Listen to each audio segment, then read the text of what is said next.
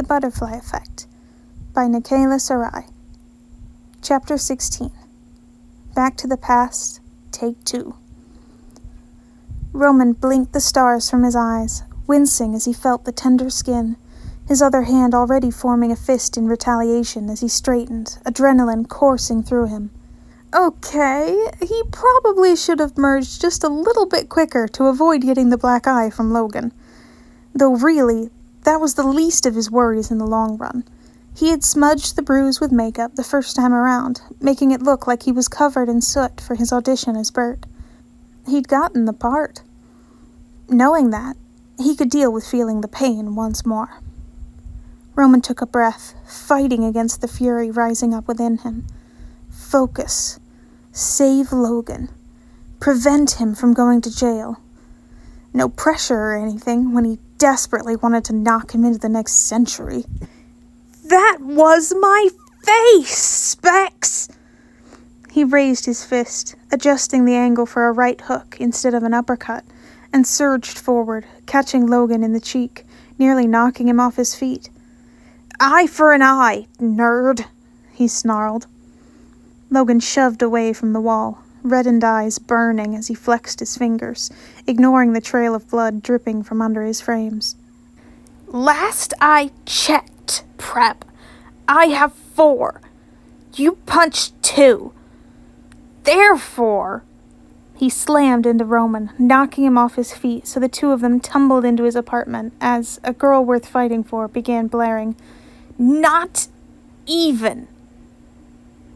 Roman grunted as his head hit the tile, barely managing to twist to the side to avoid Logan giving him a second black eye. What sort of logic was that? 4 eyes? Did Lo really just call himself that? He pulled up his legs, catching Specs in the stomach, sending him flying over his head deeper into his apartment, his coffee boy skidding along the tile to rest at the carpet marking the living room. Dude, you're drunk, he said, rolling to his feet. Specs struggled to stand, his glasses hanging from one ear. He wobbled, sneezing as he stumbled against the counter that divided the kitchen from the living room, going cross-eyed as he tried to focus on Roman. I don't drink! He violently sneezed, nearly banging his head on the countertop. Fine! He gasped out, shoving himself upright, raising his fists. He glared at Roman. Fine! I'm fine! Right. Roman raised an eyebrow. Right. Logan had mentioned it was a NyQuil, right? Cold medicine. His roommates had overdosed him. You're picking a fight with me. You're hardly fine. He pulled his front door shut with a loud bang, shaking the walls as he advanced on Specs. Logan couldn't hurt anyone else in here, at least. He'd been between roommates due to the others moving out a couple weeks earlier, the other university having had its finals at the beginning of the month. You're too noisy! Logan screamed, flinging the peanut butter jar at Roman's head. Not be quiet! I'll shut you up! Roman ducked, feeling the jar skim the top of his head as it crashed into the door behind him. Wait. Too noisy? Was the noise triggering Logan? Yelling certainly hadn't helped the first time around. Maybe... Roman twisted, nearly getting smacked in his face by the bread as he reached out, pausing his iPod. He turned to Logan, the sudden quiet in the apartment jarring to his adrenaline-filled senses. And now who's the one yelling? He asked, keeping his tone low. 'Cause I'm not, Specs. Logan hesitated, crofters in hand, as he blearily blinked at Roman, head tilting like a confused puppy dog. Quiet? He mumbled, the anger fading from his eyes as he hugged the jam to his chest. Hush. Shush. Shh. Yes. Shh, Roman soothed, cautiously approaching the nerd. Oh. Logan looked down, looking like a lost child. Jam? He mumbled, tilting the jar, His eyes widened, a delighted smile spreading across his blood-streaked face. "Crofters!" he whisper-shouted. He looked up. "You like crofters?" Roman blinked, shaking his head with a small laugh. "Yeah?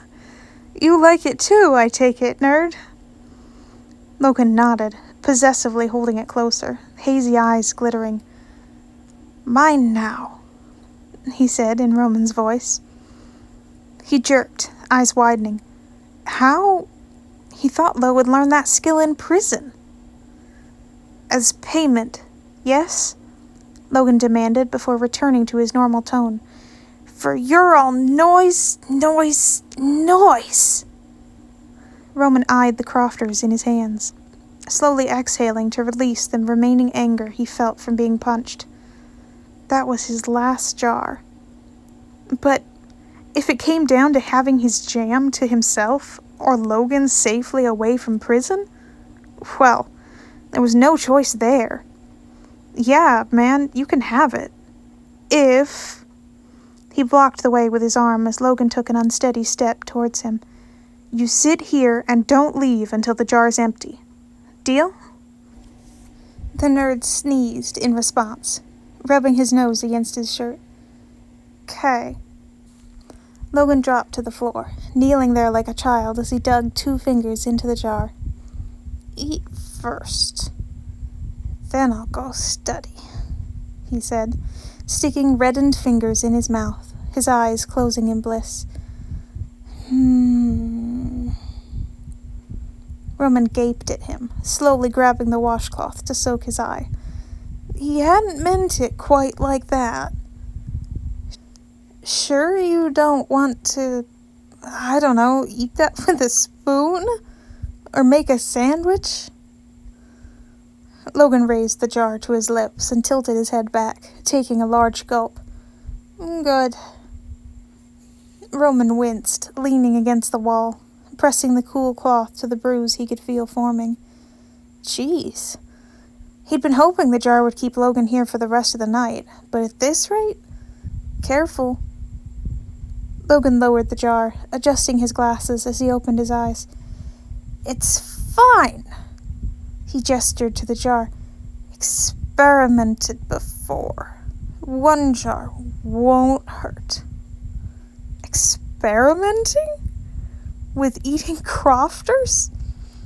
Logan was crazier than he gave the coffee boy credit for. He tilted his head. "And how many jars before it does hurt?"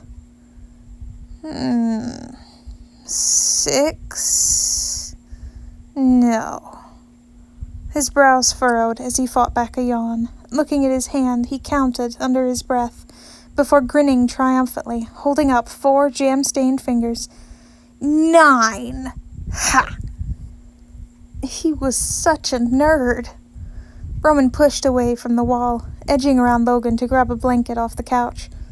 "Well, you only get 1 today, Specs. I don't have any more." "A true crime," Logan muttered, again using Roman's voice, as he fell back, laying on the floor, his head resting on the carpet as he stared up at the ceiling, blinking one eye at a time. "No more crofters," he sing-songed as Roman, wiggling a finger in the air. "Only jelly in my belly. Only jelly. Crofters!" Roman stumbled, nearly tripping over the blanket as it dragged on the floor. Logan could sing too? How? Why was this kid not in the theater department? Biochem schmiochem, he had talent. "Not bad, Specs," he complimented, tossing the old blanket over him. "Maybe save your voice for tomorrow, though. You have a final tomorrow, right? Speaking? I could help you run lines." Logan snorted, rolling on his side, resting his head on one arm, oblivious to the blanket half covering his face. "I don't sing." "You just did."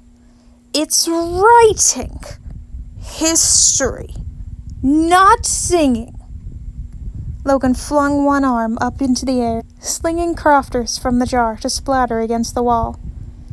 At 7 in the morning, dear ones, he added in a feminine tone, one that sounded... Where had Roman heard that voice before? He couldn't quite put his finger on it, though the odds were that Logan was mimicking a teacher. 7 a.m.? That's rough, buddy. Logan closed his eyes, dropping his arm and jam to the tile. Yes. Too early for thinking, dotty dot, he complained, sniffling as he brought the crofters back to his lips. Dotty dot? No, it couldn't be. The theater teacher? He'd worked with her mostly in his first semester of college. How had a biochem student ended up taking a class from her? Logan tilted his head back, looking at Roman, his mouth smeared with jelly. No, she teaches historictolet, he slurred, blinking his eyes one at a time. History. Poems. Lots of names and places, people's poems, programs. He stuck his jelly-covered fingers back in his mouth, effectively cutting himself off, though he still tried to speak around his fingers. He hadn't known. Well, he'd known Miss D's fondness for poetry, but Roman hadn't known it went deep enough to include teaching classes. What were the odds? But if he could keep Logan from leaving the apartment until the effects of the NyQuil wore off, he'd take it. Roman smirked, grabbing his cell phone from the kitchen counter. Well, I think I can buy you some time, Specs. You're in no shape to wake up that early for your test. An understatement, with him sick and not reacting well to the NyQuil. Let me see if I can help you out. Help? You already dead. It's all quiet. Logan cut off, shushing himself, eyes closing. All quiet, he whispered. All good. I'll study. Fine. Sure. Dude, you're practically asleep already, he said, putting the phone to his ear. You can study in the morning. No, Logan mumbled. Study now. But if Lo tried to study now, would he end up in another fight? Would he end up in jail anyways? No, better to see if Roman could delay the studying, delay the final, to ease up the pressure on Specs so the dude could rest. The phone rang twice before a man's voice answered with a sigh. Mr. Sanders, I hope you have a good reason for disturbing me this evening. Ah, his favorite director. It had been too long since he'd heard his voice. Larinold! Master director of all things fabulous and fair, Roman said, purposely making his voice upbeat and chipper. Could I speak to your wife? Kind of an emergency. Emergency? Ha! Larry scoffed. You only call if you need... Hey! What do you need, bro? Dot asked, taking over the phone. I was still speaking, Dot. Quiet, Larry. He asked for me. Ha! He figured she'd be nearby. Roman turned, leaning against the wall as he watched Logan drowsily place the crofter's jar against his lips, flicking his tongue out to lick the edge. Hey, Misty. You have a final tomorrow morning, yeah? I'm giving 4 finals tomorrow, Ro. All of which I know you are not in because you haven't had my class in 2 years. Exactamundo. You know, crap. He wasn't supposed to know Logan's name. He covered the phone with his hands. Psst, Specs, what's your name? Logan blinked at him from over the lip of the jar before slowly pointing to himself. Me? It was going to be a long night. Roman rolled his eyes. Yeah, genius, you. Roman Sanders, if this is some sort of prank call... He blanched. No, Dot, he pleaded. You know I wouldn't do that to you. It's just, I have a student of yours in my apartment right now who has a final in your 7 a.m. class. Hi, Dotty Dot. Your class is very early, Logan suddenly yelled, pushing himself up onto one elbow before letting out a loud sneeze. Too early, he sing-songed in her voice. Is that Logan? Logan Banner? Roman exhaled in relief. Yes. Maybe.